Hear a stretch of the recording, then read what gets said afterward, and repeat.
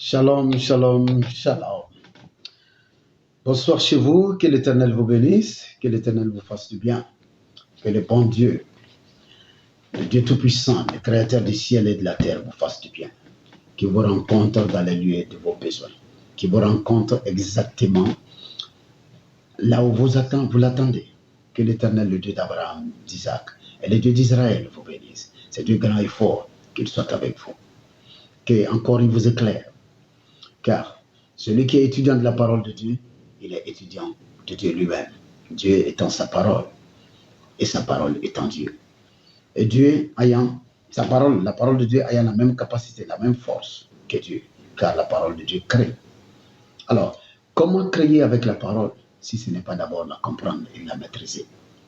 Nous partons à l'église, nous faisons plein de choses, mais nous ne connaissons pas la parole. Nous la lisons aussi, nous la survolons. Nous passons là-dessus rapidement, plein de choses, mais nous ne la connaissons pas en profondeur, car nous ne l'étudions pas. Comment tu peux connaître un homme sans connaître ses paroles? Voilà. Tu découvres un homme à travers sa parole, à travers ce qu'il dit, à travers ce qu'il pense, à travers ses plans, ses projets, ses conceptions, à travers ses intentions aussi exprimées. Donc, nous apprenons à mieux connaître Dieu à travers sa parole. C'est pourquoi l'importance de l'étude biblique est cruciale. On ne peut pas la remplacer. Amen, amen. Alors, dans notre série, nous avons déjà fait beaucoup de chapitres. Nous sommes dans le livre de Job. Aujourd'hui, nous sommes dans le chapitre 38. Nous l'avons déjà feuilleté un peu. On va revenir en profondeur là-dessus pour la disséquer, pour comprendre un chapitre beau, un chapitre formidable, un chapitre plein de révélations. En réalité, le chapitre 38 du livre de Job, je peux le dire sans crainte, et j'assume ce que je dis. Le chapitre 38 du livre de Job est la véritable genèse. Un homme de Dieu que je respecte, qui a été un père, Maïs Moro, qui s'en est allé dans un crash. Lui, il avait dit, dans l'étude de la Bible, il avait trouvé le livre d'Éphésiens. Il disait que le livre d'Éphésiens est la genèse de la Bible. Parce qu'il a vu une action, une parole qui montre le commencement du commencement. Moi, j'ai découvert que le chapitre 38 du livre de Job est la genèse, la véritable genèse. La genèse n'a pas commencé. La genèse n'a pas commencé à la genèse. Où on dit au commencement, Dieu créa la terre, le ciel et la terre. Non. Avant cela, il y a eu plein de choses. Avant qu'on dise ça, il y a eu des choses. Quelles sont ces choses? Nous les découvrons dans le chapitre 38 du livre de Job. Amen, amen. Alors, nous lisons et nous étudions le chapitre 38 aujourd'hui. C'est l'objet de l'étude biblique d'aujourd'hui. Amen. Alors que l'Éternel nous bénisse, que l'Éternel ouvre les intelligences et puis les cœurs. Alors, la Bible nous dit que c'est avec le cœur. C'est avec le cœur on devient sage. C'est avec l'intelligence qu'on comprend. Et avec le cœur, on devient sage. Amen, amen. Alors, le chapitre 38 du livre de Job. L'Éternel répondit à Job du milieu de la tempête et dit, « Qui est celui qui obscurcit mes desseins par des discours sans intelligence? Saint terrain comme un vaillant homme, je t'interrogerai et tu m'instruiras. » Hein? Le chapitre commence comme ça. Parce que depuis le début du livre de Job, Job cherche une seule chose. Job convoque Dieu. Il cherche à ce que Dieu apparaisse. Il cherche à parler avec Dieu. Ses amis sont venus, se joindre à lui. Ils se sont déjà lamentés pendant un bon bout de temps. Voilà. Ils ont gêné avec lui. Ils se sont farcis le corps comme lui. Ils sont restés sous le soleil dans la cendre comme lui. Après un temps, ils ont commencé à parler. Mais chacun d'eux a accusé Job. Il dit, ce qui t'arrive là, c'est le résultat d'un péché. Parce que dans leur connaissance, dans leur compréhension de la vie et des choses, il est impossible que des choses mauvaises arrivent au juste. Pour eux, chaque fois que quelque chose de mauvais, un scandale, un malheur, quelque chose de terrible arrive à un homme, c'est parce que la personne est imparfaite devant Dieu. Donc, ils ont accusé Job. Ils ont dit, Job, tu as péché. Job dit, je n'ai pas péché. Et Job a passé tout le temps à montrer qu'il n'a pas péché. Parce qu'en réalité, Job n'avait pas péché. Ce qui arrivait à Job était juste un pari entre Dieu et le diable. C'est un pari entre le Satan et le grand Dieu. Amen. Dieu était fier de montrer comment son fils Job était parfait et bien intègre. Satan a mis Dieu au défi à travers Job. Nous comprenons que souvent nous sommes l'objet de défis. Satan défie Dieu à cause de nous. Donc, vivons notre vie de telle sorte à ne pas faire en sorte que Dieu perde son défi. est son challenge. Ça peut choquer quelqu'un. Quelqu'un peut penser que c'est un blasphème, mais c'était le cas. Satan a défié Dieu. Il a dit, si tu me permets, je vais le frapper un peu, tu vas voir. Il va te renier. Il va te maudire en face et puis il va mourir. Dieu dit, va. Moi, j'ai confiance en mon fils. Il ne fera rien. C'est un défi. Satan est venu frapper Job. Job a résisté. Satan est reparti encore. Dieu dit, tu as vu, malgré que tu m'as suscité, hein, tu m'as excité à ce que je te laisse le frapper. Tu l'as frappé, rien ne s'est passé. Satan dit, chair pour chair, vie pour vie. Laisse-moi toucher à son corps. Là. Et il est venu frapper maintenant Job. Sur son corps même. Son corps a commencé à pourrir, sentir mauvais, pourrir. Parce que Satan avait déjà tué ses enfants. Tu prends tout, il avait pris toute sa fortune. Toute sa richesse est partie un seul jour. Et Job a encore résisté pendant un temps. C'est après ça qu'il a explosé. Il était avec ses amis, il discutait. Donc c'était des tirades. Ses amis aussi sont des sages. Voilà. Ce sont des sages, ils ont pratiquement le même niveau de connaissance et de sagesse que Job. Ils étaient tous des hommes parfaits devant Dieu, qui marchaient avec Dieu. D'accord? Mais Job avait la primauté devant Dieu parce que Job avait vraiment incarné un standard unique. Amen. Donc, ils vont se lancer des fléchettes comme ça. Les amis vont dire, tu as péché. Job va dire, je n'ai jamais péché. Les amis vont dire, tout ce que tu faisais, tu enseignais les gens, tu encourageais les gens. Dis toi-même, tu étais en bas, tu étais en train de faire, et dit que tu étais en train de concevoir le mal. Tu te jouissais du péché, tu jouissais du péché. Donc, pendant, ils vont parler du chapitre 1 jusqu'au chapitre, au chapitre 33. À partir du chapitre 33, il y a un dernier ami, un des plus petits, Eliou, qui prend la parole. Lui, il fait comprendre aux aînés. Il dit, j'avais cru que le grand âge parlerait de la sagesse. Je m'étais tué parce que vous êtes mes aînés. J'ai cru que vous allez raisonner avec la sagesse de Dieu. Mais non, non, non. Je me suis rendu compte que je me suis trompé. Maintenant, je vais parler. Lui, il a commencé à parler à Job. En parlant à Job, lui, il dit à Job, il accusait les amis de Job et il accusait Job. Il dit à ses amis, vous n'avez pas pu convaincre Job. Parce que vous avez passé le temps à lui dire que non, il a péché, il a péché, il a péché. Il a dit qu'il n'a pas péché. Job n'a pas été convaincu. Donc, il a fait comprendre à Job. Il dit, Dieu parle tantôt d'une manière, tantôt d'une autre. Et on n'y prend pas garde. Il fait comprendre à Job, si seulement tu avais écouté, Dieu a dû te donner dans un songe, en révélation, dans tes visions, quand tu es couché. Dieu a dû certainement te dire des choses. Il t'a dit ce qui allait se passer. Si tu avais écouté, tu ne serais pas en train de blasphémer. Parce que Job disait toutes sortes de bêtises. Tantôt il dit Dieu est coupable, Dieu est méchant, Dieu le poursuit, Dieu est en train de l'abattre. Voilà, Dieu est comme un tyran. Tantôt il dit que lui il sait que son rédempteur est vivant, que Dieu est vivant, Dieu se lèvera à la dernière minute pour défendre sa cause. Il était tellement perdu. Il attaque, il défend en même temps. Il dit lui il est pur, il dit lui il est innocent. Mais il dit que aussi Dieu est juste. Après il dit que Dieu l'attaque. Donc dans ce micmac là, Eliou a fait comprendre à Job, à partir du chapitre 33 en allant, Eliou a fait comprendre à Job. Il dit, si tu avais été un peu plus sage, tu allais savoir que Dieu t'a forcément parlé. Il dit, mais je te conseille de faire une chose. Cherche l'intercession d'un ange. Si un parmi les 1000 de ceux qui intercèdent pour les hommes intercédait pour toi, Dieu allait trouver une rançon à ta cause. Ta cause allait être bien présentée devant Dieu. Il y aurait une rançon. Dieu allait décider à ce que tu sois délivré de cette peine, de cette épreuve. Amen, amen.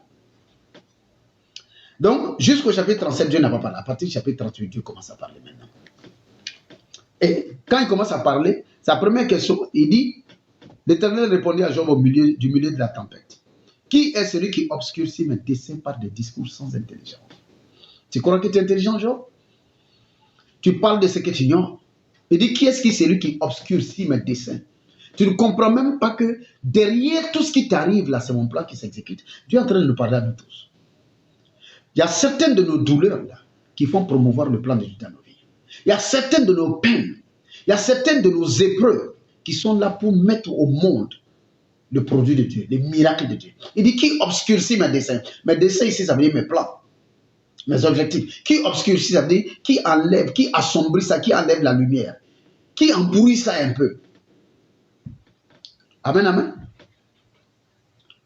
Il dit, saint terrain, comme un vaillant homme, je t'interrogerai, tu m'instruiras. Tu dis, saint terrain, ça veut dire rassemble tes forces. Rassemble tes forces. Voilà.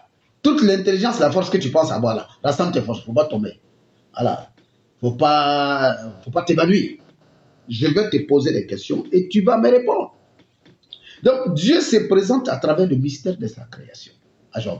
Toutes les questions que Dieu va poser à Job, du verset 1 jusqu'au dernier verset du chapitre 38, chacune des questions que Dieu pose à Job est une révélation sur le mystère de la création. C'est pourquoi je dis que le chapitre 38 du livre de Job est la véritable genèse de la Bible. Parce que là, nous comprenons comment les choses ont été créées, comment la terre fut fondée. Nous comprenons comment la lumière, nous comprenons tout. Les détails qui ne nous ont pas été donnés dans le livre de Genèse, chapitre 1, ces détails ne sont pas. Amen, amen. Alors, nous continuons là où on s'était arrêté. Nous étions en train de dire tout de suite tous les détails qui ne nous ont pas été donnés. Tous les détails qui ne nous ont pas été donnés dans le chapitre 1 du livre de la Genèse. Ces détails nous sont donnés dans le livre de Job, en son chapitre 38. Amen. Amen. Et ça résulte de l'intervention de tous les amis de Job. Je vous ai parlé des 3 premiers amis. Le dernier, le plus petit, en réalité, dans le livre de Job, il devient le plus sage de tous. Il est plus sage que Job. Il est plus sage que Eliphaz d'Étama. Il est plus sage que eux tous. Tous les 3 qui ont parlé au début, là. Il est plus sage qu'eux tous. C'est lui qui commence à parler à partir du chapitre 32. Et il va parler jusqu'au chapitre 37. Et exactement de la manière il va présenter Dieu. C'est comme ça, Dieu va venir lui-même se présenter. Amen. Rappelez-vous, il a dit à Job au début, dans le chapitre 32 au début, il a dit, je croyais que le grand nombre de jours parleront. Oui. Que le grand âge proclamerait la sagesse. Mais il dit, en réalité, dans l'homme, c'est l'esprit de Dieu, c'est le souffle du Tout-Puissant. Amen. Donc, la sagesse n'est pas liée. Il dit, le grand nombre des années enseignera la sagesse. Mais en réalité, dans l'homme, c'est l'esprit, le souffle du Tout-Puissant qui donne l'intelligence. Ce n'est pas l'âge qui procure la sagesse. Ce n'est pas la vieillesse qui rend capable de juger. C'est ce qu'Éléo dit avant de commencer à intervenir. Retenez cette parole.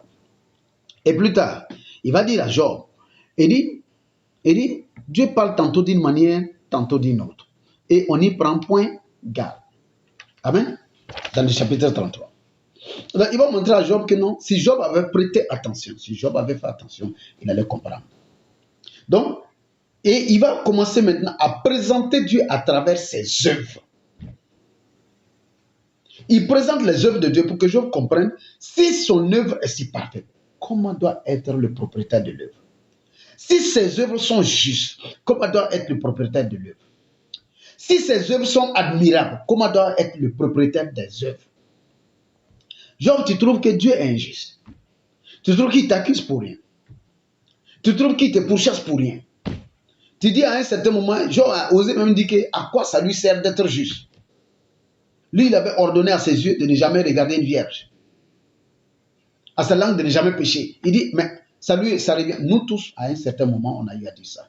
Ça m'a servi à quoi ma chrétienté? Ça m'a servi à quoi de rester pur? Ça m'a servi à quoi de ne pas faire de bêtises? Ça m'a servi à quoi de me garder? Et elle vous fait comprendre à Job. Hein? Il dit, mais en quoi est-ce que ta sainteté, ta droiture, là, ça fait quoi au ciel? Sois saint, sois droit, c'est pour toi-même et c'est pour les hommes sur la terre. Il n'y a aucune sainteté que tu puisses avoir qui puisse impacter le ciel. Il n'y a aucune droiture que tu peux avoir qui va rendre le ciel plus droit. Ta droiture ne rend pas le ciel plus droit. Ta méchanceté ou tes bêtises ou tes erreurs, ça n'assombrit pas le ciel. Tout ce que toi, Job, tu fais, il dit que tout ce que l'être humain fait, c'est pour la terre des hommes. Donc il dit à Job, en quoi, il y a quel profit Dieu a à ta vie? Donc si tu trouves que le juge est impartial, là, ça dit, il n'y a pas de conflit d'intérêt. Tout ce que tu fais, ça ne l'influe pas. Ça ne joue pas sur lui.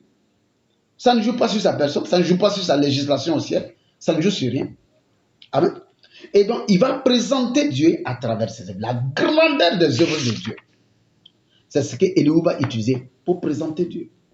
Regardons le chapitre 37, la partie d'Éléo, avant de revenir là, sur la partie où Dieu commence à partir du chapitre 38.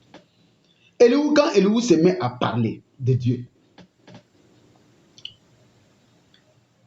et Dieu tonne à partir du verset 5, chapitre 37. Dieu tonne avec sa voix d'une manière merveilleuse. Il fait de grandes choses que nous ne comprenons pas. Il dit à la neige, tombe sur la terre. Et il dit à la pluie, même au plus fort pluie. Il met un sceau sur la main de tous les hommes, afin que tous se reconnaissent comme ses créatures. L'animal sauvage se retire dans une caverne et se couche dans sa tanière. L'ouragan vient du midi et le froid des vents du nord. Même dans les paroles d'Élihu aussi, nous voyons des révélations qui nous sont données. L'ouragan vient du sud. Et la tempête vient du vent du nord. Par son souffle, Dieu produit la glace. Et il dit, il réduit l'espace où se répandaient les eaux. Il charge les vapeurs de nuages. Il les disperse étincelants. Dieu charge par son souffle. Aïe, aïe, aïe, Seigneur. Il charge des vapeurs les nuages. Quand les nuages sont condensés, quand un vent chaud va souffler, les nuages qui sont condensés, qui étaient comme des blocs de glace, hein? Quand un vent chaud va souffler, la Bible est en train de nous dire ici que c'est le souffle de Dieu. Le vent chaud là, qui souffle, et puis la pluie vient là. Hein? Et puis les nuages, comment dirais-je, la pluie commence à tomber là. La Bible nous dit que c'est le souffle de Dieu. Nous apprenons ces choses-là dans la Bible avant de les apprendre à l'école. Alléluia. Qu'est-ce que notre Dieu est formidable. Qu'est-ce que sa parole est parfaite, est profonde, est riche. La parole de Dieu explique les procédés scientifiques. Amen.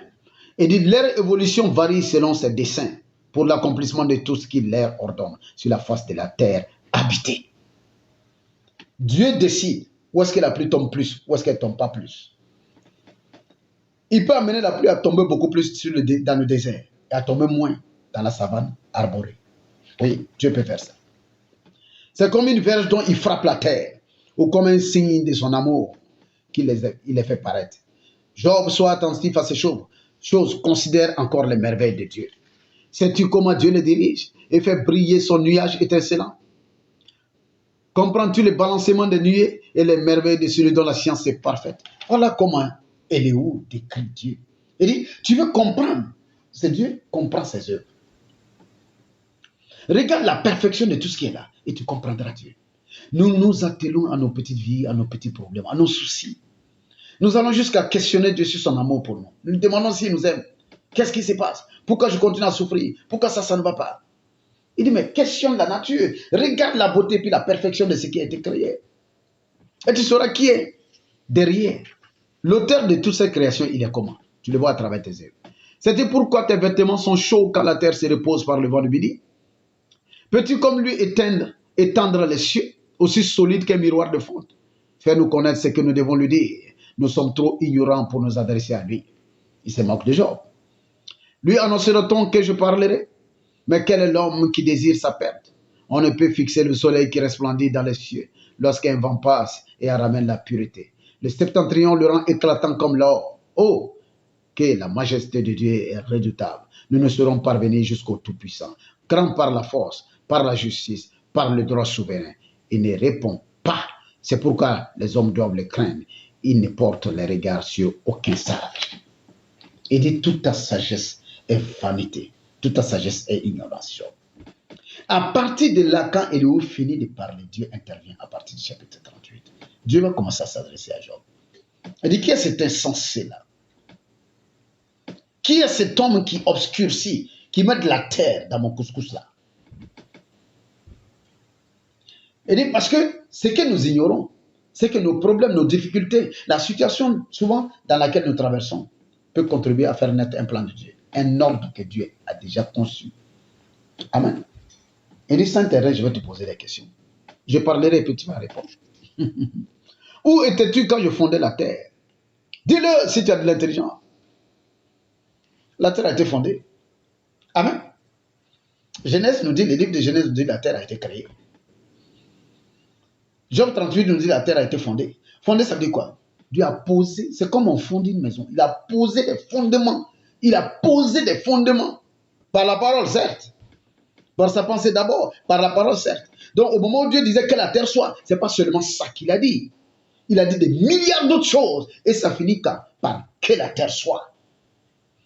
Que la terre soit, c'est la conclusion de la création de la terre. Donc, nous avons dans les livres de Genèse, les phrases qui sont dites au niveau de la création, là, ce sont les conclusions de la création de cet élément. Quand on dit Dieu créa le ciel et la terre, le mot Dieu créa le ciel et la terre, quand Dieu dit que la lumière soit ou quand Dieu dit que ceci soit, non, en fait c'est la conclusion.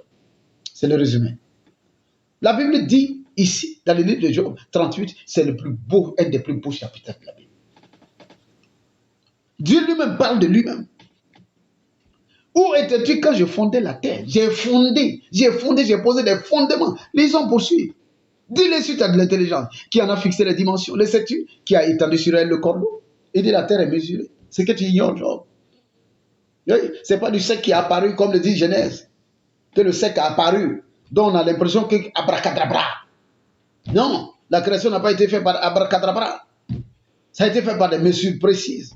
Les mesures, toute l'arithmétique, la géométrie, les maths, les statistiques, les probas, c'est tout dans la tête de Dieu qui a tout créé, qui a tout inventé. Amen. Donc, avant qu'il ne dise que la terre soit, il a prévu tout ça, tous ces milliards de calculs ont été faits, avec les proportions, les dimensions, exactement, ont été faits. Et quand il a dit, et la chose a été, mais la terre a été fondée. Il dit qui a étendu le cordeau, donc la mesure, qui a tiré le mètre sur la terre, pour dire la terre sera telle forme, la terre aura telle dimension. Qui a mis ces mesures, Job? Donc nous comprenons que la terre, la création que nous voyons là, de la terre là, c'est un produit fini, mais c'est un produit élaboré. C'est élaboré, c'est planifié, c'est calculé, c'est mesuré, c'est conçu, c'est dessiné et c'est exécuté. Amen. Si nous comprenons cela, nos paradigmes de prière changeront. Nous ne nous contenterons pas de nous asseoir sur un et puis de balancer un mot. Que je devienne riche, que j'ai de l'argent, que je me marie, ou que je fasse ceci, que je fasse... Non. Nous n'allons pas balancer juste une parole à l'endroit des djihadistes. Seigneur, protège le Burkina. Ou bien que les djihadistes, non. Que les djihadistes meurent, non. On va étape par étape. On va briser tout ce qui fait sa force. Nous découvrons à travers la parole de Dieu ici que, en fait, la parole de Dieu est la matrice de la création. C'est une matrice dans laquelle Dieu crée la réalité. Nous devons être en mesure de rentrer dans cette matrice pour créer la réalité. Nous nous contentons de décréter la fin de la création. Mais nous ne déterminons pas le contenu dedans. Seigneur, rends-moi prospère, ça veut dire quoi? Seigneur, bénis-moi, ça veut dire quoi encore? C'est des mots vains. Bénis-moi en comment? C'est quoi le béni là, c'est quoi? Étape après étape. Dieu dit à Job, qui en a fixé les dimensions? Dis-le si tu le sais. Sur quoi ces bases ont-elles été appuyées? Ou qui en a posé la pierre angulaire? La terre a une pierre angulaire, comme une maison. La pierre angulaire, c'est la pierre à partir de laquelle tout est emboîté. Quand on enlève la pierre angulaire, l'architecture tombe. Je parle sous réserve des architectes, et puis des concepteurs, et puis des bâtisseurs. Mais la pierre angulaire est supposée être le socle de l'agencement. Amen. Donc la terre a une pierre angulaire, c'est-à-dire Dieu a posé une pierre angulaire et puis a bâti la terre autour. Donc quand on dit que le sec a apparu là, c'est-à-dire que même Dieu a dit qu'il y ait pierre angulaire ici, qui est ceci, qui est cela, qui est ceci, et à la fin, le sec a apparu. Exactement. Au fur et à mesure que Dieu parlait, ça se faisait. Quand Dieu dit qu'il y ait une pierre angulaire à tel niveau, la pierre angulaire a été. Quand Dieu dit qu'il y ait des colonnes qui portent la terre, ce sont les colonnes invisibles. La science dit que la terre est suspendue dans l'air, dans le vide, il ne tombe pas. La science a des explications pour dire que la terre tourne sur elle-même, amen, et tout en tournant autour du soleil. C'est les mouvements giratoires là qui créent une énergie qui fait que la terre est suspendue là où elle est. Ça, c'est la limite de la connaissance scientifique. La Bible nous dit que la terre est posée sur des colonnes invisibles. Comme Dieu. Dieu est un Dieu invisible. Amen. Qu'est-ce que c'est beau ce livre, ce chapitre 38 du livre de Job. Si seulement nous pouvons prendre le temps de l'étudier. Si seulement nous pouvons mettre nos ressources pour connaître, pour apprendre. Nous aimons surfer sur le net, regarder toutes sortes de choses. Mais quand il s'agit de l'enseignement de la parole de Dieu, de disséquer la profondeur de la parole de Dieu, on n'a pas le temps. Les gens veulent juste regarder quelque chose de 5 minutes. Mais dommage. En 5 minutes, on ne peut pas dire quelque chose de bien profond qui vous accompagne toute votre vie. On ne peut pas ouvrir l'intelligence des gens en 5 minutes pour les parler des mystères de la création. Il faut prendre le temps, il faut aller à la profondeur.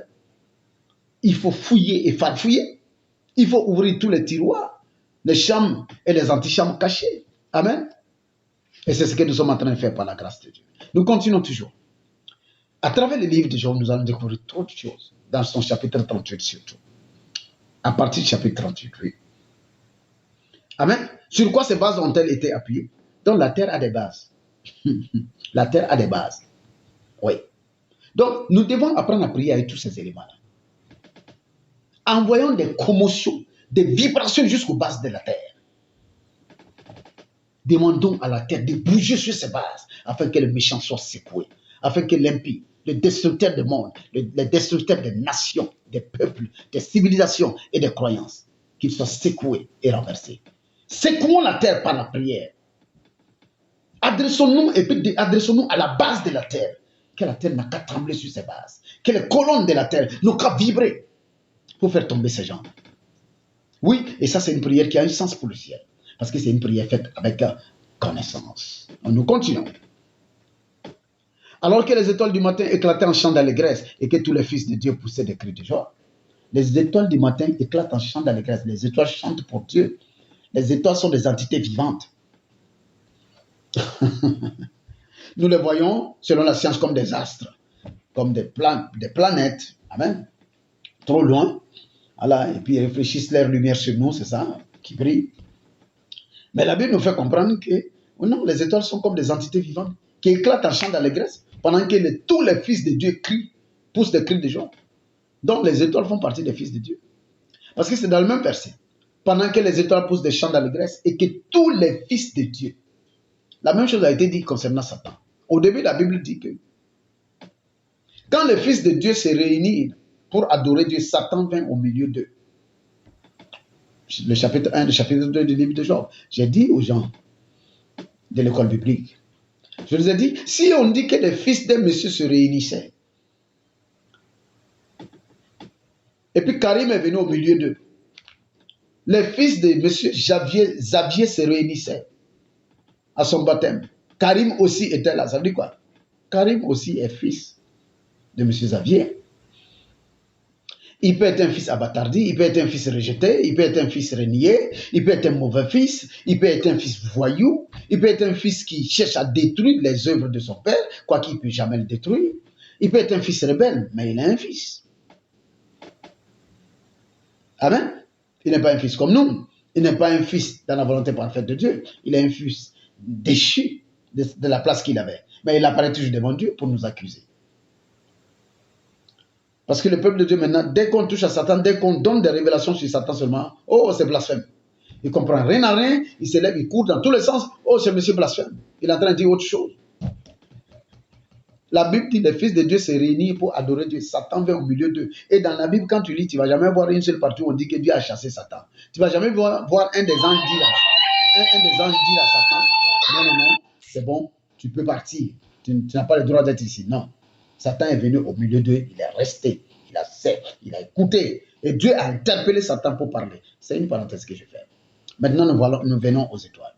La Bible dit que pendant que les étoiles chantaient des chants d'allégresse et que tous les fils de Dieu poussaient des cris de joie, les étoiles sont des fils de Dieu aussi. Amen. Rappelez-vous dans la Bible, on appelle Jésus quoi? L'étoile du matin. Satan était appelé l'astre brillant. Les anges sont souvent identifiés aux étoiles. On dit les étoiles poussaient. Donc, nous découvrons des mystères profonds. Des anges sont identifiés à des étoiles. Des étoiles louent Dieu. Et c'est nous, on ne va pas le louer. Ben non, nous devons louer Dieu. Amen. Donc, nous continuons toujours. Il dit quoi?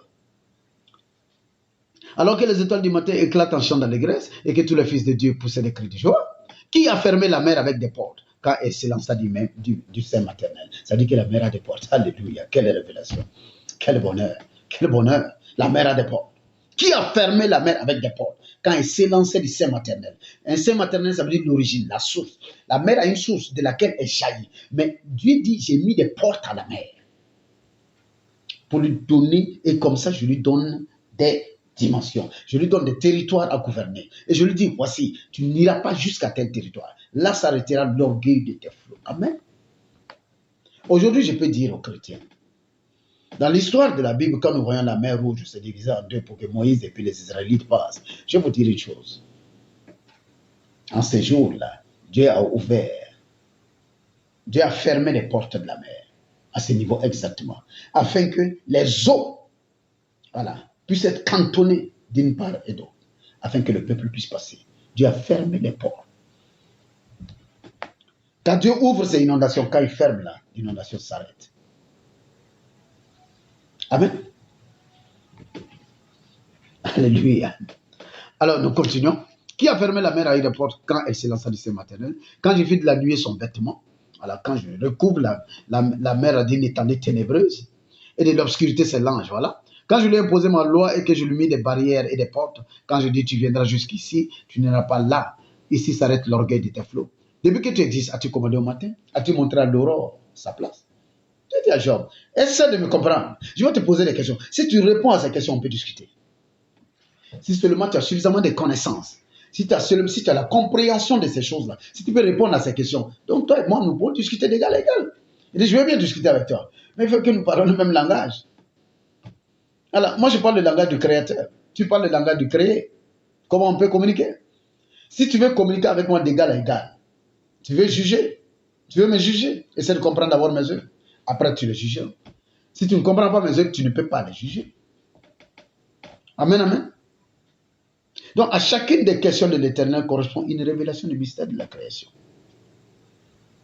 Amen. Donc, nous comprenons que Dieu n'a pas seulement prophétisé pour qu'il y ait une étendue. Verset 5 et verset 6. Non, il a façonné selon des mesures précises. Il a tout calculé, planifié, ordonné. Et l'étendue a apparu. Amen. Donc, nous voyons dans le verset 5, la terre a des dimensions. Dans le verset 6, la terre a des bases, a des colonnes. Psaume 75, ça parle des colonnes de la terre. Amen. Oui. La terre a des colonnes. Psaume 75, verset 4. Les étoiles chantent à Dieu et les fils de Dieu sont comme les étoiles. Amen. La mer a des portes depuis sa source et elle est domptée par la parole de Dieu. Et dit, quand je lui imposais ma loi, et la mer obéit à la loi de Dieu. Quand nous connaissons en vérité, nous pourrons faire des prières qui prévalent. Nous pourrons faire des prières de domination et de victoire. Oui. Et nous enverrons valser tous les bateaux des ennemis, tous les navires qui transportent les armes de guerre, la peste, la destruction et la mort sur nos continents. Car nous saurons nous adresser à la mer. Si tu n'as aucun mystère des choses de la mer, si tu ne sais même pas la loi à laquelle la mer obéit, rappelons-nous, quand Jésus et puis les disciples étaient dans la pirogue, la Bible dit quand le vent s'est mis à souffler, quand Christ a été réveillé, il a dit quoi? Il a menacé les flots. Il a menacé le vent. Et les flots se sont arrêtés. Amen. C'est le mystère. La mer a des portes. Alléluia. Nous continuons toujours. Alors, il dit, depuis que tu existes là, as-tu déjà commandé au matin? Nous nous levons le matin, nous rentrons dans le matin comme quelqu'un qui va au marché. Et nous nous attendons à ce que le matin la réponde à nos besoins. Pourtant, le matin se prépare la nuit. As-tu déjà commandé au matin? Il dit, moi qui te parle, Job, je commande au matin. Je donne des ordres et des ordonnances au matin. Je dis au matin ce qu'il doit transporter. Chaque matin transporte un message particulier de Dieu. Chaque matin transporte son lot de bénédictions, de malédictions, de naissances, de morts, de vie, et de trépas, de miracles et de manques de miracles. Chaque matin a un lot, a un paquetage qu'il doit délivrer.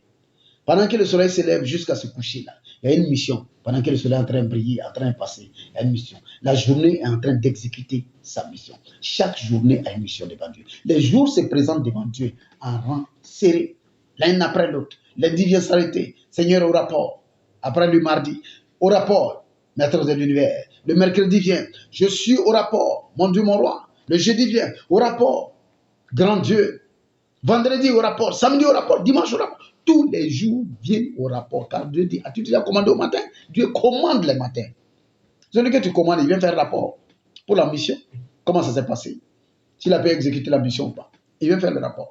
Donc ces jours viennent faire le rapport à Dieu. Alléluia. Amen. Nous devons apprendre à commander le matin. Et nous allons voir dans la suite de ces passages-là. Il va dire, si tu apprenais à commander au matin, à montrer à l'aurore sa place, de telle sorte que la terre soit transformée, hein, voilà, comme si, c'est comme de l'argile qui recevait une empreinte. Il dit, le fait de pouvoir parler à la terre, c'est comme si tu es capable de transformer la terre. Voilà, en parlant au jour, en t'adressant au jour, tu es capable de transformer la terre. La terre s'ajuste au contenu du jour. La terre s'ajuste au contenu du jour. Quel contenu tu donnes à tes jours? Quel contenu tu donnes à tes jours? Est-ce que tu montes à l'aurore sa place? Nous devons être en mesure de refuser à ce que le soleil se lève sur les méchants. De refuser à ce que le soleil, quand il se lève, qu'il les expose. Si nous sommes capables dans notre prière de dire un certain nombre de choses, la prière, nous devons apprendre à prier correctement, à prier comme il faut. Non pas à balancer des choses comme ça. Amen, amen. Nous devons apprendre à commander au matin, à dire ce que le matin doit transporter. Voici le nombre de morts que nous voulons dans les camps de l'ennemi. Voici le nombre d'accidents et de destructions que nous voulons dans les camps de ceux qui en veulent à nos vies, à nos pays, à nos villes, à nos destinées. Nous voulons ça, nous commandons ça. C'est comme si tu fais une commande. Voilà. Sur Amazon. Tu spécifies ce que tu veux. Tu dis dans ta commande, tel article tu veux. Tu veux ça combien de fois? Oui. Nous devons être en mesure de lancer la commande du jour. Mais nous lançons la commande d'un jour nouveau dans la nuit qui précède le jour. À partir de minuit, en allant, le jour a déjà commencé. Le jour commence. Donc nous lançons la commande. Quand le soleil se lève, le soleil se lève avec le service de livraison. Alléluia. Quelle révélation. Le soleil se lève avec le service de livraison. Mais pour livrer ce qui a été commandé la nuit. Nous ne pouvons pas rentrer dans la journée pour commander la nuit. Nous devons rentrer dans la nuit. Nous ne devons pas rentrer dans la journée pour commander la journée. Nous devons rentrer dans la nuit pour commander la journée qui suit. Alléluia. Amen. Le soleil se lève avec le service de livraison de Dieu. Seigneur, merci pour cette révélation. Alléluia. Amen, amen, amen. Qu'est-ce que c'est beau la parole de Dieu. Qu'est-ce qu'elle est formidable. Qu'est-ce qu'elle est riche. Qu'est-ce qu'elle nous enseigne. Si nous comprenons ces choses, nous vivrons mieux. Notre chrétienté sera différente. Nos croyances, notre manière de croire sera différente. Oui, nous n'agirons pas comme des insensés. Nous ne ferons pas des courtes prières qui ne veulent rien dire. Seigneur, bénis-moi. Seigneur, enrichis-moi. Seigneur, mets fin au djihadisme. Seigneur, non, il nous a donné toutes les armes. Nous utilisons les armes là. Nous parlons au soleil. Parce que le soleil est commandé. Le jour est commandé. La nuit est commandée. L'aurore est commandée. La mer est commandée. Nous nous adressons aux différents éléments là, et nous les envoyons contre l'ennemi. Les uns après les autres. Une succession de missiles Tomahawk que nous envoyons sur la tête des adversaires. Ils vont quitter. Au nom de Jésus, ils vont quitter. Au nom de Jésus, ils périront. Au nom de Jésus, ils tomberont. Au nom de Jésus. Amen, amen, amen. Nous continuons toujours. Dieu est toujours en train de parler. Et dit pour que la terre se transforme comme l'argile qui reçoit une empreinte et qu'elle soit parée comme d'un vêtement, pour que les méchants soient privés de leur lumière et que les bras qui s'élèvent soient brisés. Voyez-vous? Voyez-vous comment cette prière, elle est simple, cette révélation. Si nous pouvons commander au matin, la terre sera saisie par toutes ses extrémités. Elle se secouera pour faire tomber les méchants. Et la Bible dit que la lumière des méchants sera obscurcie. Et les bras qui s'élèvent pour frapper se brisera. Mais nous avons besoin de faire cela la nuit. Nous avons besoin de placer la commande dans la nuit. Et le service de livraison qui sort avec le soleil sortira avec cela. Alléluia. Notre Dieu est un Dieu bon, est un Dieu formidable, est un Dieu qui fait des choses insondables. Amen, amen. Nous continuons toujours dans l'étude du chapitre 38 du livre de Job. Amen. Il continue. As-tu pénétré jusqu'aux sources de la mer? T'es-tu promené dans les profondeurs de l'abîme, dont la mer a une source? Les portes de la mort ont-elles été ouvertes? As-tu vu les portes de l'ombre de la mort? La mort a des portes. L'ombre de la mort a des portes. C'est par ces portes que la mort sort. C'est par ces portes que les anges de la mort aussi viennent sur nous. Nous devons apprendre. Parce que si nous ne savons pas que la mort a des portes, on ne peut pas les fermer. Ici, la Bible nous dit, quand nous avons vu le mystère des portes invisibles, il y a cela un bon bout de temps. Et ça se trouve sur notre chaîne, le mystère des portes invisibles. Il y a toutes sortes de portes. Donc la mort a des portes. Ouais, l'abîme a des portes. Le séjour des morts a des portes. Il y a le séjour des morts, il y a la mort, il y a le séjour des morts, il y a la Bible. Amen. On dépend. Nous devons apprendre à fermer ces portes-là sur nous et à les ouvrir sur nos adversaires. À ouvrir les portes de la mort en direction de nos ennemis. Les portes de l'abîme de la mort en direction de ceux qui en veulent à nos vies. Ceux qui en veulent à notre croyance. Ceux qui en veulent à nos valeurs. Ce n'est pas des gens qu'il faut pardonner. Ce n'est pas des gens qu'il faut tolérer. Ce n'est pas des gens, il faut donner la joue gauche quand ils giflent la joue droite. Non, quand ils giflent la joue gauche, on doit couper la tête. On doit leur couper la tête. Et nous devons le faire dans la connaissance, dans la compréhension. Si nous ne comprenons pas ça, nous ne pourrons pas le faire. Nous avons besoin de compréhension pour le faire. Et nous sommes capables de le faire. Amen, amen. Nous continuons. As-tu embrassé du regard l'étendue de la terre? Parle si tu sais toutes ces choses. Où est le chemin qui conduit au séjour de la lumière? Alléluia, une autre révélation. Où est le chemin, verset combien? Où est le chemin, verset 19? Où est le chemin qui conduit au séjour de la lumière? Donc, la lumière a un séjour. Le séjour veut dire la véranda, ça veut dire le salon. Donc, la lumière a un séjour. Il y a un endroit où la lumière se repose. Donc, on peut aller trouver un dépôt de lumière. La lumière a un dépôt, a un garage. La lumière a un garage. Il dit, quels sont les chemins? Il y a d'abord des chemins de la lumière. Il y a des chemins qui... Oh, sakata, papa. Alléluia. Il y a des chemins qui mènent au dépôt de la lumière. Donc, des chemins déjà illuminés, des chemins de lumière déjà. Donc, il y a des chemins de lumière. Nous devons être en mesure de prier et de nous tenir sur les chemins de lumière. Oui. Que nos pieds montent sur les chemins de la lumière. S'il y a des chemins de la lumière, il y a des chemins de ténèbres. Il dit, connais-tu les chemins qui conduisent au séjour de la lumière? Connais-tu où est le chemin qui conduit au séjour de la lumière? Et les ténèbres, où ont-elles leur demeure? Les ténèbres ont une demeure, la lumière a une demeure. Alléluia. Nous croyons que les choses sont ex nihilo. Ça sort de nulle part comme ça. Pouf, pouf. La lumière, pouf, pouf. Les ténèbres, non. Ça a un endroit. Donc, quand Dieu disait que la lumière soit, voyez-vous pourquoi le livre de Job, chapitre 38, est la Genèse. Quand Dieu dit que la lumière soit, qu'est-ce que ça veut dire? Dieu a ouvert les portes de séjour de la lumière. Dieu a ouvert le storage building. Yes. Dieu a ouvert le magasin de la lumière, le dépôt de la lumière. Et la lumière est sortie. Wow. La Bible dit que Dieu dit que la lumière soit. Amen. Mais nous découvrons dans le chapitre 38 du livre de Job que Dieu a juste ouvert le dépôt. Là où il avait gardé la lumière. Donc toutes les choses qui ont été manifestées ont été créées bien avant. La lumière n'a pas été créée à la Genèse, à la création. La lumière était là bien avant. Amen. Donc elle était dans un dépôt, dans un garage, dans un séjour, dans une demeure. Et quand Dieu a ouvert les portes, la lumière est sortie. Et la Bible dit, la lumière a brillé et les ténèbres ne l'ont pas compris. Les ténèbres n'ont pas pu résister. Quand il a ouvert la porte de la lumière, il a fermé le séjour des ténèbres. C'est pourquoi le même Dieu dit souvent, quand nous lisons la Bible avec compréhension, avec intelligence, avec spiritualité, nous comprenons. Dieu dit, je suis la vie, je suis la mort.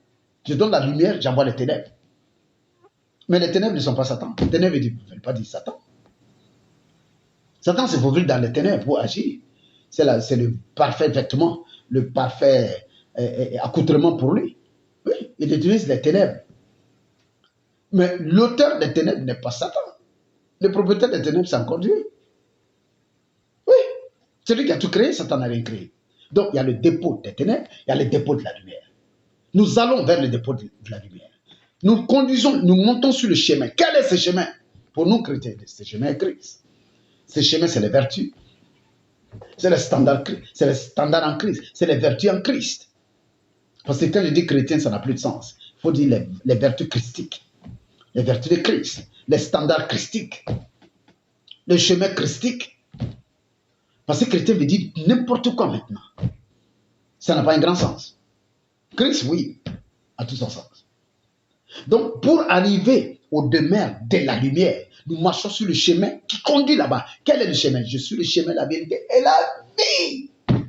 Dit le Seigneur, le chemin, la vérité et la vie. Ça dit quoi? Je suis le chemin sur lequel tu découvres la vérité.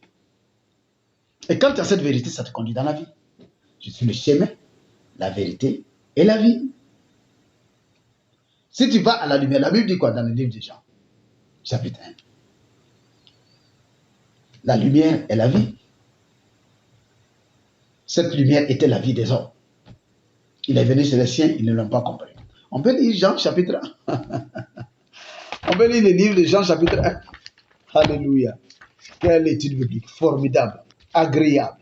Nous y découvrons tellement de choses belles et formidables, exceptionnelles. Notre Dieu est bon. Il nous fait grâce en ce jour béni. Amen, amen. Au commencement était la parole. On va sauter jusqu'au chapitre 5. Oui, chapitre 4 d'abord. Voilà. On dit, en elle était la vie, et la vie était la lumière des hommes. La lumière, lui, dans les ténèbres, et les ténèbres ne l'ont point reçue. Oui. En elle était la vie, et la vie était la lumière des hommes. Je suis le chemin, la vérité et la vie. Il dit, je suis le chemin qui te fait connaître là où se trouve la lumière. Puisque la vie, c'est la lumière. La Bible dit ici, dans Job chapitre 38, là, il dit, connais-tu le chemin qui conduit au séjour de la lumière? C'est ça, Christ. Le chemin qui conduit au séjour de la lumière. C'est ça, Christ. Connaître Christ, c'est ça. Les gens qui ont la lumière, les gens qui ont la vérité vraie, la véritable connaissance intrinsèque, qui transcendent les religions et tout, ils sont illuminés, ils sont conduits à Christ. N'oubliez pas, la Bible dit, j'ai des brebis qui sont d'un autre pâturage.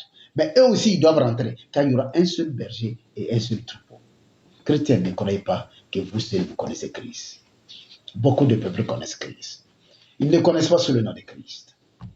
Ils ne connaissent pas sous le visage de Christ, mais ils le connaissent. Soyons humbles. Marchons avec Dieu. Laissons Dieu nous envahir, nous révéler les choses qu'il faut, afin que nous marchions. Mais dès que tu commences à rentrer dans la connaissance profonde, dès que tu commences à dévoiler le mystère aux gens, ils deviennent fous. Ils ont peur. Ils racontent toutes sortes de choses. Mais que Dieu nous bénisse tous, que Dieu nous assiste. Alors, vous tous qui me suivez, vous tous qui suivez cette étude biblique-là, que Dieu te donne la sagesse et l'intelligence de comprendre les choses profondes, les mystères de Dieu, de les appliquer dans ta vie de tous les jours, au nom de Jésus. Que l'Éternel soit ton rempart contre l'ignorance. Il dit, mon peuple périt, pas par manque de foi, mais mon peuple périt par manque de connaissance. Mon peuple périt parce qu'il ne connaît pas, parce qu'il ne cherche même pas à connaître. Amen, amen. Alléluia. Que Dieu nous donne de ne pas périr. Toi et moi, nous ne périrons pas au nom de Jésus. Nous connaîtrons la vérité et la vérité nous affranchira. Nous serons sur le chemin qui nous apprendra à connaître la vérité. Et puisque nous connaissons la vérité, nous irons dans la lumière qui est la vie. Je suis le chemin, la vérité et la vie. Amen. Et la Bible dit toujours dans le chapitre, verset 19 du chapitre 38, là, et les ténèbres. Connais-tu leur demeure? Dans les ténèbres ont une demeure. Alléluia. Peux-tu les saisir à leurs limites et connaître les sentiers de leur habitation? Est-ce que tu peux saisir la corde des ténèbres? Il dit à leurs limites, à leurs extrémités, et puis connaître le sentier de leur habitation pour savoir, oh, je vais remonter les fils pour voir jusqu'où se trouvent les ténèbres. Oui. Peux-tu les attraper à leurs limites là? Parce que c'est les limites là que nous voyons. Les manifestations que nous voyons là, dans notre dimension, c'est les limites là, ce sont les traces de lumière et puis les ténèbres que nous voyons. Peux-tu les saisir là, et puis remonter le fil jusqu'à leur habitation, l'habitation des ténèbres, l'habitation de la lumière? Il y a des milliards et des milliards de choses que nous ignorons. Nous ne connaissons que ce que nous connaissons. Et ce que nous connaissons, nous croyons que c'est tout ça, c'est seulement ça la connaissance. La connaissance n'est pas liée à notre capacité de connaître. La connaissance n'est pas liée à notre capacité à connaître. La connaissance est la connaissance. Elle est intrinsèque, elle est divine, elle est universelle. Elle est macro. Je ne sais même pas comment déterminer sa capacité, sa grandeur. Amen. Elle n'a rien à voir avec ce que seulement nous connaissons. Tu ne connais que ce que tu connais.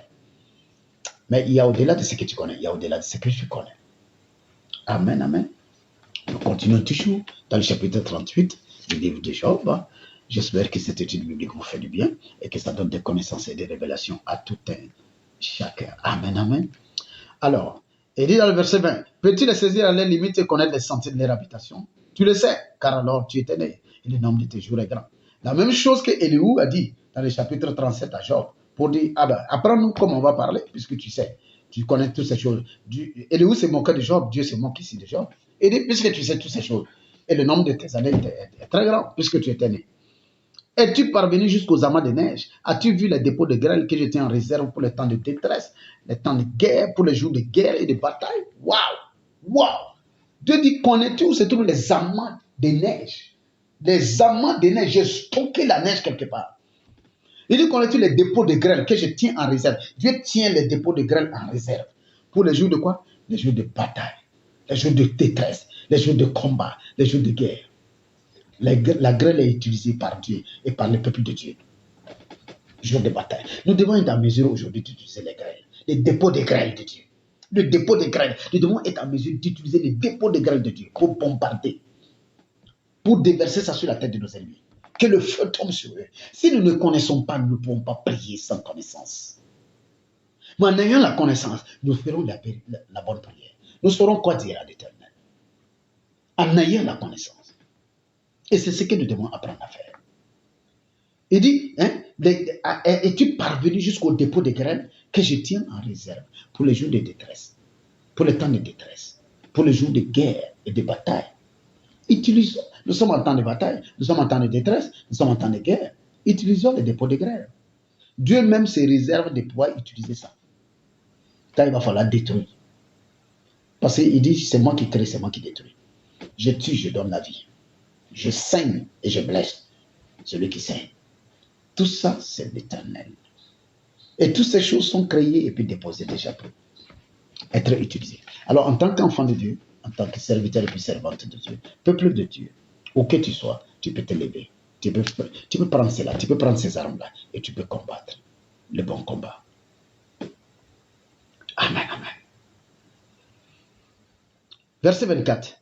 Par quel chemin la lumière se divise-t-elle et le vent d'Orient se répand-il sur la terre? Ici, nous en venons à la division de la lumière. Nous voyons ça à l'école. Nous voyons le spectre lumineux, comment elle est divisée. Il y a une multitude de raies, une multitude de rayons, d'ondes, de spectres qui forment la lumière. Ici, la Bible est en train de nous dire, mais sais-tu par quel chemin la lumière se divise? Quand nous passons la lumière là, un train lumineux, pour l'analyser là, il dit, mais la division là, à partir d'où elle se divise? En 7 petits rayons, en 7 petits, tout ce qu'on veut là, en 7 petits chemins pour former le spectre lumineux. Dieu dit, sais-tu par quel chemin la lumière se divise-t-elle? Seigneur, waouh, waouh, la lumière même suit un chemin pour se frayer jusqu'à nous. Et encore, elle se divise par des chemins. Par quel chemin la lumière se divise-t-elle? Verset 24. Et le vent d'Orient se répand-il sur la terre? Le vent de l'Est, quand il souffle, par quel chemin le vent passe? Dieu nous montre ici que même le chemin a un vent. La lumière, je dis le chemin a un vent. Le vent a un chemin. La lumière a un chemin. La foudre a un chemin. Le tonnerre a un chemin. La mer a des chemins, elle a des portes. Alléluia. Tout a un chemin. Tout a des routes. Tout a des portes. Alléluia. Gloire à l'Éternel. Qu'est-ce que ce Dieu est bon? Qu'est-ce que ce Dieu est glorieux? Qu'est-ce que l'étude de sa parole nous donne des armes, de l'équipement nécessaire pour mener de véritables combats? Qui a ouvert un passage à la pluie et tracé la route de l'éclair et du tonnerre? Alléluia. Il dit la route, l'éclair et puis le tonnerre, là, ça suit un tracé. Nous croyons que c'est un fait parce que, oui, même quand nous dessinons l'éclair ou le tonnerre, on fait un zigzag comme ça. Voilà. Mais il dit c'est un chemin, c'est une route. Qui a tracé le chemin? Qui a tracé la route du tonnerre et puis de l'éclair? Quand ça frappe, tu penses que c'est comme ça seulement. Il dit non, ça suit un chemin. Ça suit une coordination. C'est géolocalisé de façon divine. C'est calculé, c'est préparé. Tout ce que nous voyons, le livre de Job nous permet de comprendre tout de la création. Même le tonnerre s'explique. Même le vent, le soufflement du vent s'explique. Comment la pluie arrive, c'est là expliqué. C'est expliqué. La lumière expliquée. La source des ténèbres expliquée. La porte, la mer a des portes. Le séjour des morts a des portes. La lumière a une demeure. Tout cela est expliqué.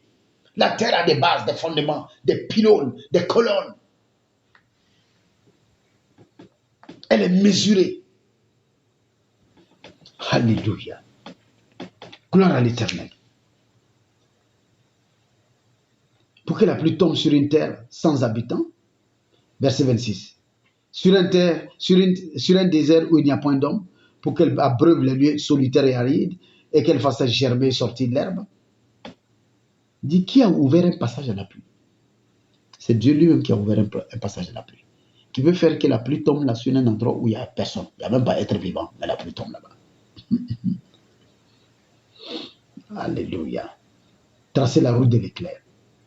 La pluie tombe sur une terre sans habitants, sur un désert où il n'y a point d'homme, pour qu'elle abreuve les lieux solitaires et arides, et qu'elle fasse germer et sortir de l'herbe. Sur un sol aride et désert, de l'herbe qui sort, c'est pour qui? C'est pas pour les hommes ne sont pas là-bas. La pluie a-t-elle un père? Qui fait naître les gouttes de la rosée?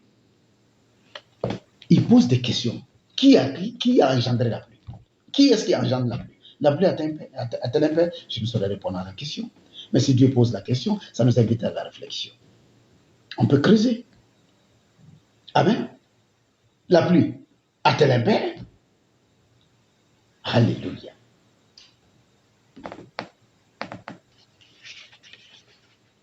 Qui fait naître les gouttes de la rosée? Du sein de qui sort la glace et qui enfante le frumat du ciel? Qui est le père du frumat du ciel? Du sein de qui sort la glace? La glace sort d'où? Du sein de qui? Chacune des questions de Dieu est un mystère de la révélation, de la création. Un mystère de la création. La pluie a un père. Oui, les gouttes de rosée sont nées de quelque chose ou de quelque part. La glace sort de quelque part. Il y a un endroit où la glace sort. Pour que les eaux se cachent comme une pierre et qu'à la surface de l'abîme, et que la surface de l'abîme soit enchaînée. Donc la surface de l'abîme est enchaînée. Le livre de Job nous fait comprendre que la surface de l'abîme est enchaînée. Et c'est enchaîné. Pour que ce qui se trouve dedans ne sorte pas. La surface de l'abîme est enchaînée.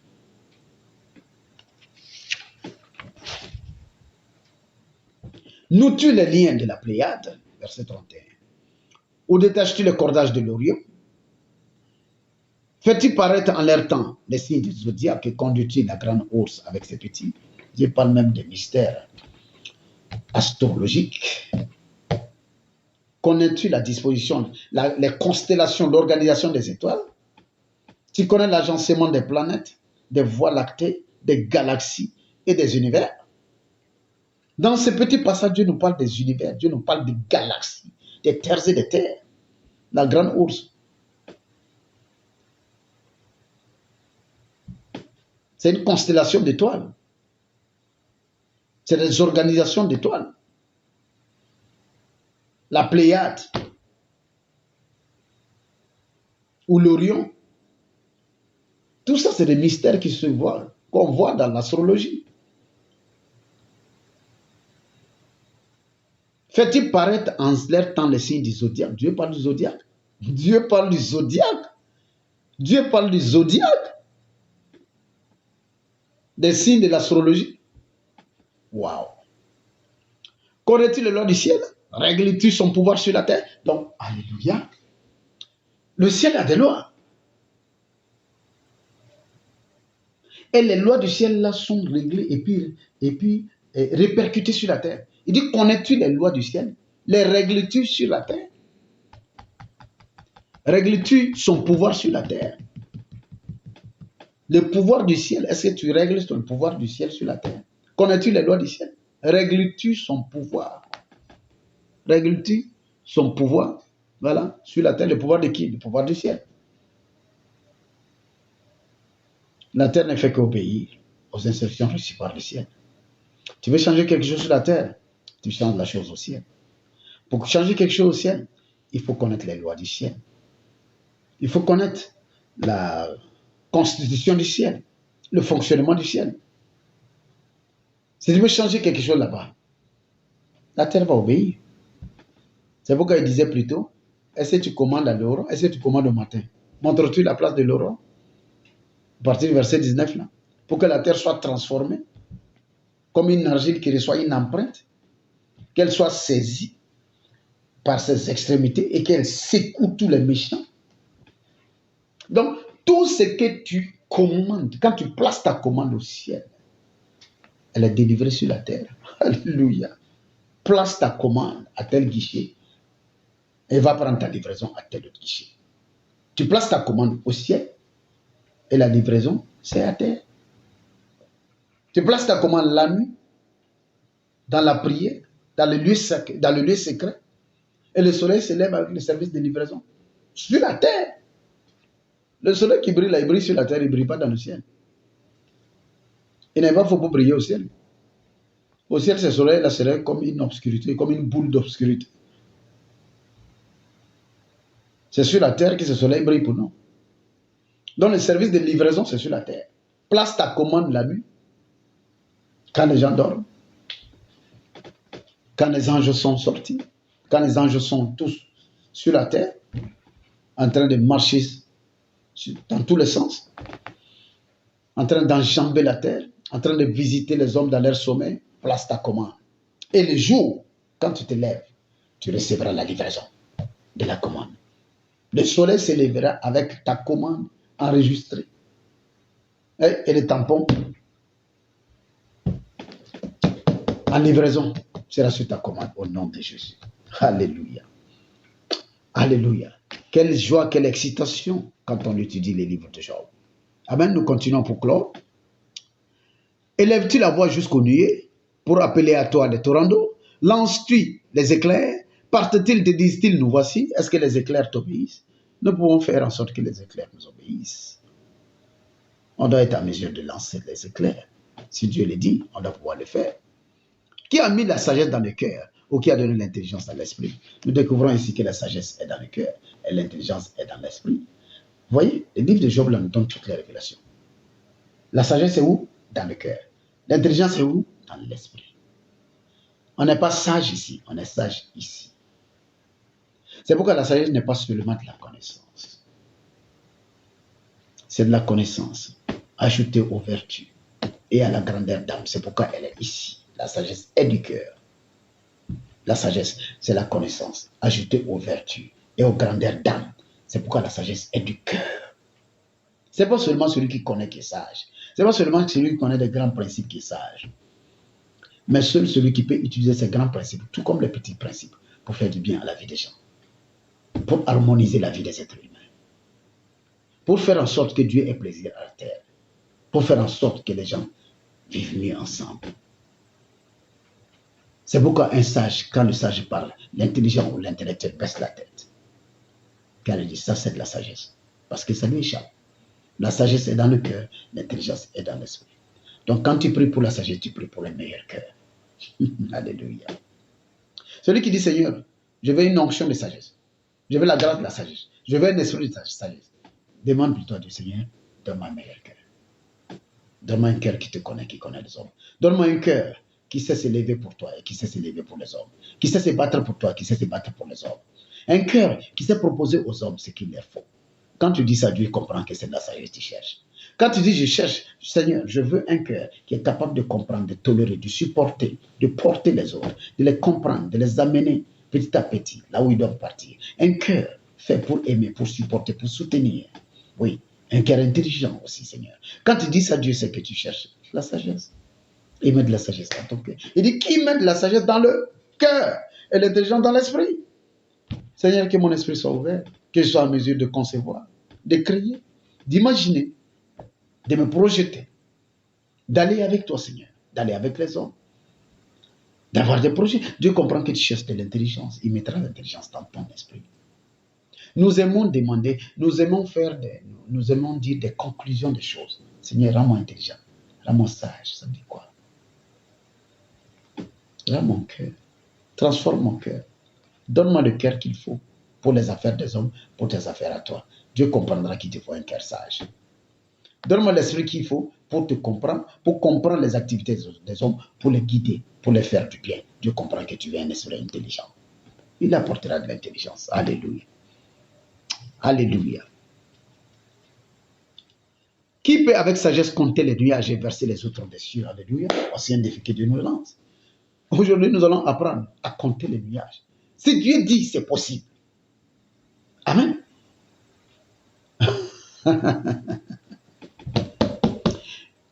Qui peut avec sagesse compter les nuages et verser les outres des cieux? Verser les outres des cieux. Verser les outres des cieux. Qui peut tordre comme ça et puis verser les outres des cieux? Qui peut compter les nuages? Seigneur, aujourd'hui, c'est cette prière qu'il te faut faire. Fais cette prière pendant un bon bout de temps. Fais cette prière pendant 2-3 jours. Jeûne et fais cette prière. Seigneur, donne-moi la sagesse dans le cœur, l'intelligence dans l'esprit. Donne-moi la capacité, Seigneur, de compter les nuages. Car il n'y a que toi qui puisses le faire. Mais tu m'as donné ton esprit et ton Saint-Esprit habite en moi. Ton souffle est en moi, un souffle parfait, un souffle divin, un souffle total. Ton souffle qui est en moi n'est pas à moitié. Ce n'est pas un quart de souffle, ce n'est pas un demi de souffle, c'est un souffle total, Seigneur. La plénitude, ta plénitude se trouve en moi. Apprends-moi à compter les nuages. Apprends-moi à compter les nuages et à verser les outres des cieux, Seigneur. Donne-moi un cœur sage. Donne-moi un esprit intelligent, Seigneur. Accorde à mon cœur d'être ceci, d'être cela. Accorde à mon cœur dans ta prière, tu dis. Accorde à mon cœur, Seigneur, de te connaître et d'avoir de toi une connaissance pratique, une connaissance bénéfique. De connaître les lois qui régissent les cieux et les lois qui régissent la terre. Seigneur, dans mon esprit. Que mon cœur puisse porter, puisse supporter, soutenir, arranger. Que mon cœur puisse unir les hommes. Que mon cœur puisse créer de l'harmonie entre les hommes. De l'harmonie entre les hommes et toi. Et de l'harmonie entre les hommes et les hommes. Donne-moi ce type de cœur. Donne-moi un esprit qui est capable d'appréhender, de concevoir, de se projeter, d'aller en avant et en arrière du temps. De comprendre ce que les autres ne comprennent pas, afin d'être utile aux hommes. Seigneur, je vais être utile aux hommes. Seigneur, je vais être utile à ton royaume. Donne-moi un esprit vif, un esprit dynamique. Dieu comprendra que tu as besoin d'un esprit intelligent. Alors ma prière pour toi, mon frère et ma soeur aujourd'hui, c'est que le Seigneur te donne un esprit intelligent et un cœur sage, qui te donne la capacité, le discernement et la capacité de compter les nuages, le discernement et la capacité de verser les outres des cieux au nom de Jésus-Christ. Telle est ma prière pour toi et telle doit être ta prière pour toi-même. Que l'Éternel, ton Dieu, te bénisse. Que le Dieu grand et formidable soit avec toi. Qu'il te fasse du bien. Qu'il inonde tes journées et qu'il rende féconde tes nuits.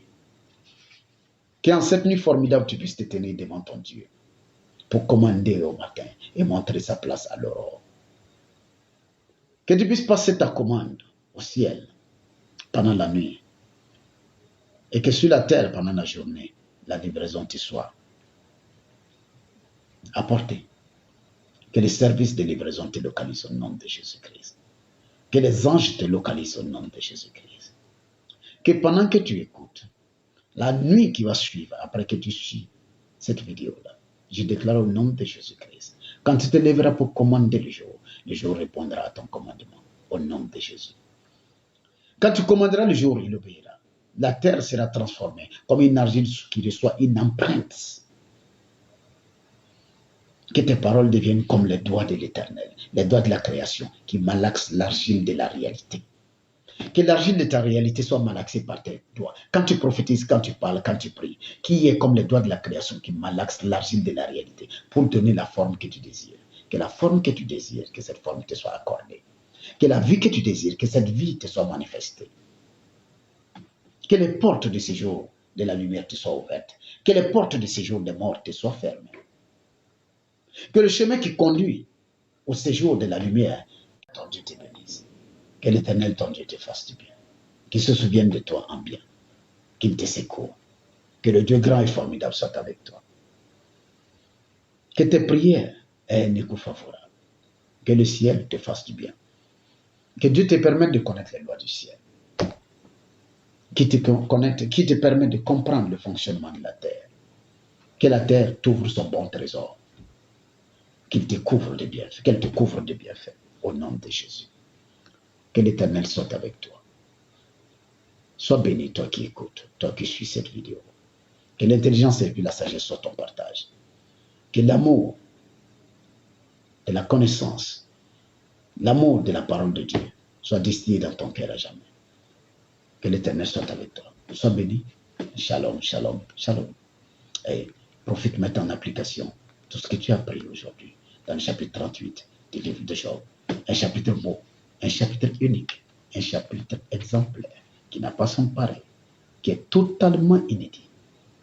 Et Dieu est avec toi. Dieu marche avec toi dans le nom béni, dans le nom précieux, dans le nom divin, dans le nom glorieux de notre Seigneur Jésus-Christ de Nazareth. Amen, amen.